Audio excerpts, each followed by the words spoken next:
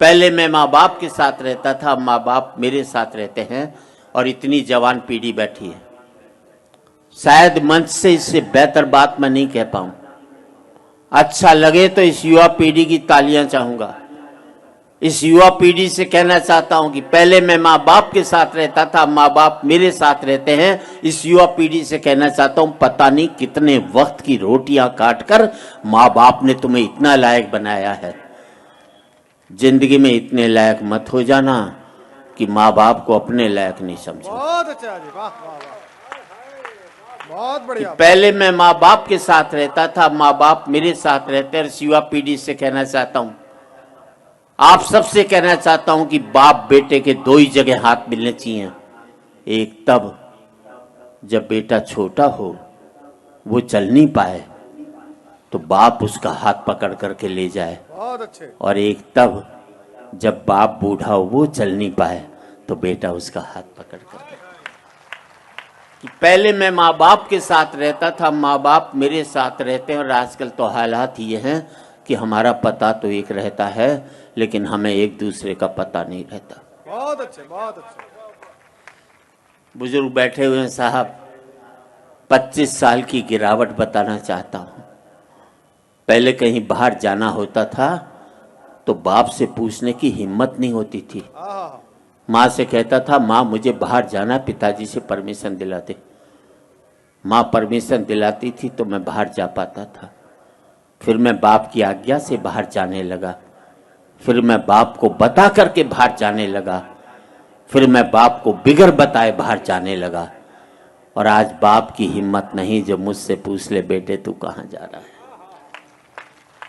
पहले मैं माँ बाप के साथ रहता था, माँ बाप मेरे साथ रहते। फिर हमने बना लिया एक मकान, एक एक कमरा अपने लिए, एक एक कमरा बच्चों के लिए, एक रीडिंग रूम, एक वो बाहर छोटा सा ड्राइंग रूम उन लोगों के लिए जो मेरे आगे हाथ जोड़ते थे, एक वो अंदर बड़ा सा ड्राइंग रूम उन लोगों के लिए जिनके आगे मैं हाथ जोड़ता हूँ। बहुत अच्छा जी, वाह वाह वाह। पहले मैं फुसफुसाता था तो घर के लोग जाग जाते थे, करवट भी बदलता था तो घर के लोग सो नहीं पाते थे। और अब जिन दरारों की वजह से दीवारें बनी थी, दीवारों में भी दरारें पड़ गई। अब मैं चीखता हूं तो बगल के कमरे से ठहाके की आवाज सुनाई देती है, और मैं सोच नहीं पाता हूं कि मेरी चीख की वजह से वहां ठहाके लग रहे हैं या उनके ठहाकों की वजह से मैं चीख रहा हूं। क्या बात है, वाह वाह वाह वाह वाह। आदमी पहुंच गया चांद तक, बड़ी तरक्की की साहब। अनपढ़ थे तो सरदार पटेल को चुनते थे, पढ़े लिखे हो गए तो फूलन देवी को चुन करके भेजते। बहुत अच्छे, बहुत। आदमी पहुंच गया चांद तक, बड़ी तरक्की की साहब। चांद को छूने में घमंड महसूस करते हैं और माँ बाप के पांव छूने में शर्म महसूस करते हैं। आदमी पहुंच गया चांद तक, पहुंचना चाहता है, मंगल तक खोजना चाहता है सूर्य के रहस्य, लेकिन नहीं पहुंचता भाई के दरवाजे तक। और आज इस समृद्धि की ऊंचाई पर बैठकर मैं सोचता हूं, इसके लिए मैंने कितनी बड़ी खो दी है खाइयां। क्या बात है, वाह। अंतिम पंक्तियां हैं, बात अच्छी लगे तो एक एक व्यक्ति की तालियां चाहूंगा। अब मुझे अपने बाप की बेटी से अपनी बेटी अच्छी लगने लगी है। बहुत अच्छे, वाह जी वाह। अब मुझे अपने बाप की बेटी से अपनी बेटी अच्छी लगने लगी है। मुझे बाप के बेटे से अपना बेटा अच्छा लगने लगा है।